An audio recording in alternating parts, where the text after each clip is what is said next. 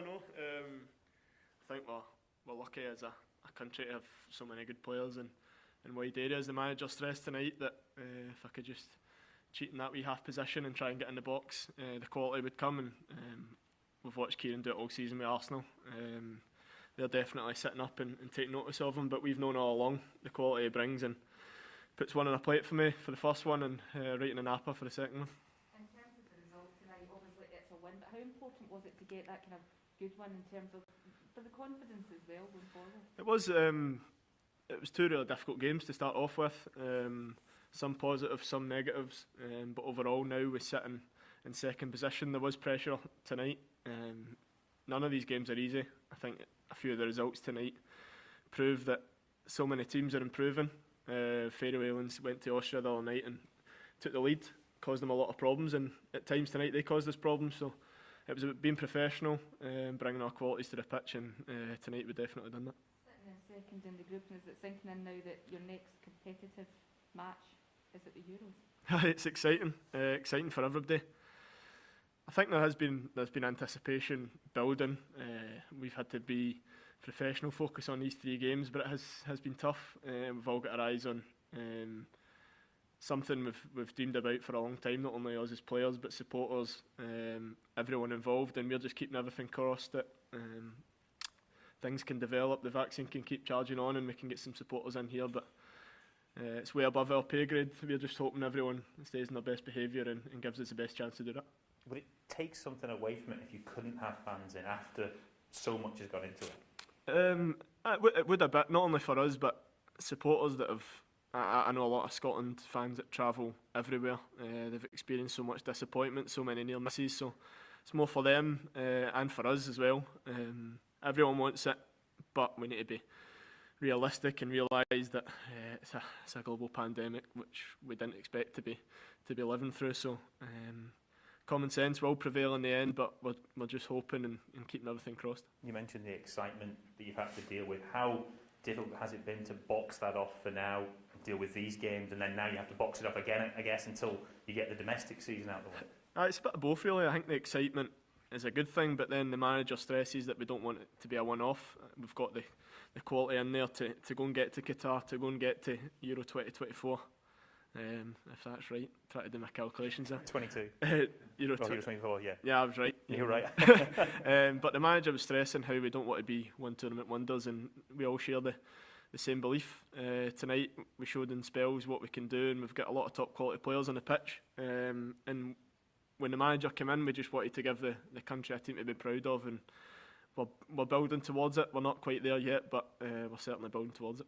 On a personal level, John, what does it do for you when you consider that's you into double figures for Scotland? 10 goals in, was it 32 appearances? Aye, surreal to be honest. It took me a while to get my first one, but the manager here's given me brilliant licence to go and get forward and get in the box. And when you've got the quality coming in for the wide areas, it makes your job a lot easier. But hopefully it can continue. Really proud to get into double figures. I had my eye on it tonight before the game. I was aware that I could get into double figures, so hopefully I can carry it on and help the team. Was the game plan to get an early goal? I think it's important in these games. If it carries on 0-0 and you don't get the first goal, it can be really tough and frustrating. You start doing the wrong things, but we managed to get the goal early, and it settled the nerves and helped us play a lot better. Were you a bit disappointed it took to the second half before you get the second? No, I think it was expected. They've improved a lot, but with 3 games in such a short space of time, we knew they were going to tire. So it was about being patient, finding the gaps, and we eventually managed to do that second half. How much does this give and add to the confidence within the squad? Yeah, it's been building. I think obviously results could have been slightly better the first 2 games, but 2 very difficult games to start off with. And we're happy with 5. Could have been a lot better, could have been 7, could have been 9, but it keeps us second in the group and keeps us in with a right chance of qualifying. John, when I spoke to you on Thursday night, I asked you about your slightly deeper role. You said you're happy enough just to play anyway, but when you're playing slightly further forward and you're getting those goals, surely you want to still be playing in that position? Yeah, well, if I had the choice, I think every player would tell you they want to be up scoring goals, but feel as if I can play both. If the manager decides tonight's more suited to playing further forward and getting chances, then I'm happy to play either role. I think we're very lucky to have plenty of options in those positions, so as long as I keep my jersey, I'll be happy. Sorted. No worries. Cheers. Do you guys want to speak to the Faroes coach as well? Just for the videos. We should do we have to do it for the host world feed or not? I don't know if we're obliged to do something maybe. I don't know. Do you have any questions for the Faroes coach? I'm just deciding. I don't know whether we have to do it for the host broadcaster to share it. Not okay. In that case, I think we're okay. Thank you. Thank you.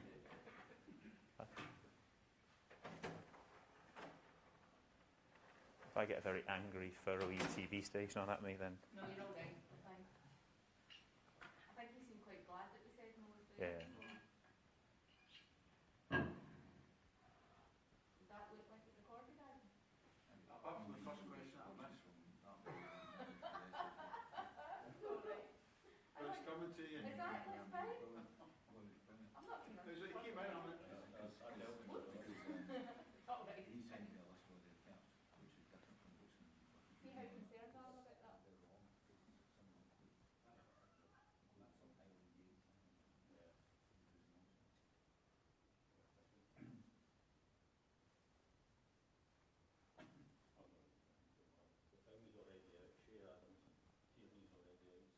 I'm going to use McGinn tomorrow. I'll use Clarke.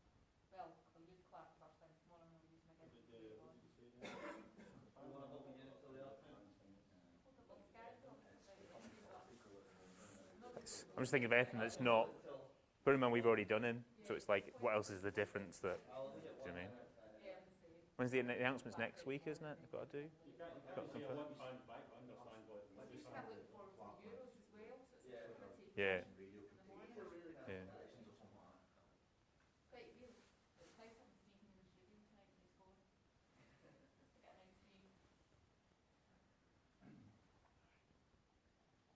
Trying to think of something in Scotland and the something travelling through his meant to do, and then remember that he was with Brazil and had to do some football training. Honestly.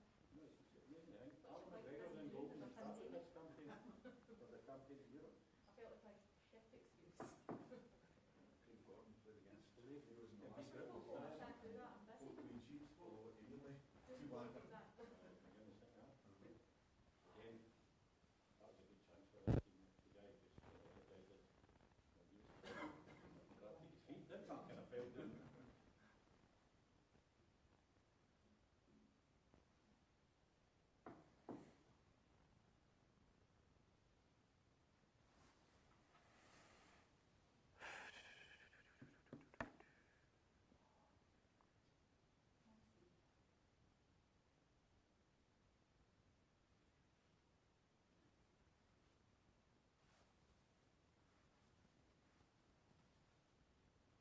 Right, let's see your Scotland 11 to the Croatia. Czech Republic game. No, the funny thing is, they want me to do that tomorrow. In the work. Really? Predicted lineup. Predict the lineup, see, chance you got. You predicted the lineup for the Czech Republic? They're doing that, the England guys doing it, the Wales guys doing it, and none of it. To be fair though, you could probably pick what 7, 8. What's the point? No. Okay, right. If we start pulling in, what's the point? We may as well fucking stop doing everything we do. 99.9% of everything we do is fucking pointless. So. The two friendly games you can say, right, this is what team Yeah. is going to be down to beat. Aye, you're right. And then it could be injuries. It I could be, feel like they're rushing this out a bit I too know. soon. No, I think Because the fucking people down south have not got enough to do, so they're giving them wee projects to do. Predict the starting team, I mean, fuck me. 3 months away. How long do that in the website every year? That's it. in fairness, it keeps them on the job. So Get those web hits up. I mean, there's stuff to be done, but just guess. tomorrow's a bit busy for you having to do a pretend before you start the first Euros game. I think we'll stick with these at back though. It worked out. It's just a replacement McTominay is the I know, I don't think we'll play in there. I'm not convinced the two up work what? right. I think we'll play in there.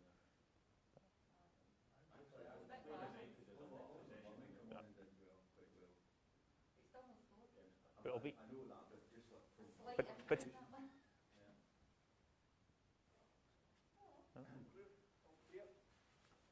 What, clear of what? What were you expecting? I don't know, sniper? Please do not lean into the microphone. That's what it says. Please don't. Steve, So we can hear. congratulations on the win, your first win as the manager of the country in a World Cup qualifier. What was your assessment of the performance? It was good. It was a good game. We picked a team that would be positive and get at them. We scored within the first 7-8 minutes, I think it was. We got the first goal, we got behind them, was good. We knew they would give us a tough game. They're a tough team, physical. You could see that. It was difficult to break them down, so it was important to get the early breakthrough. And then we had to be patient waiting on the second goal. And we were patient. We controlled the game reasonably well. Listen, they still had 1 or 2 chances, so we can do slightly better defensively, but things to work on. Pleased with the team tonight, pleased with the team overall in the first 10 days together was good. First camp, 5 points, second in the group. Okay, let's look forward to September and the next games in the World Cup. Is that the positivity you were talking about that was there and it was evident again tonight? Well, we've always got positivity. We sometimes get a little trickle of negativity coming from other areas, but within the camp, we're positive. We think we're a good squad. We think we can be a good team. We know we have to improve. And the spirit within the camp is good. So what's not to be positive about? It's 5 points out of the first 3 games. It's good. We've got the Euros to look forward to, which is the first time in 23 years we can look forward to a major tournament. What's not to smile about?